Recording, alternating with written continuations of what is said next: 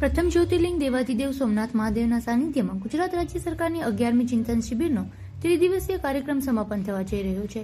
ત્યારે આ 3 દિવસ દરમિયાન શ્રી સોમનાથ ટ્રસ્ટ દ્વારા રાજ્યના વિકાસ માટે અહર્નિશ સક્રિય માનનીય મુખ્યમંત્રીશ્રી, મંત્રીશ્રીઓ અને ગુજરાત સરકારના શીર્ષ અધિકારીઓ માટે ભક્તિપૂર્ણ આતિથ્ય અનુભવનું સર્જન કરવામાં આવ્યું હતું।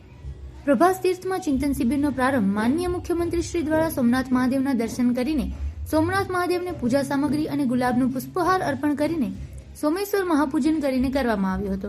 આ પ્રસંગે સોમનાથ ટ્રસ્ટના ટ્રસ્ટી શ્રી જેડી પરમાર અને સચિવ શ્રી યોગેન્દ્રભાઈ દેસાઈ દ્વારા માનનીય મુખ્યમંત્રીશ્રીનું સન્માન અભિવાદન કરાયું હતું।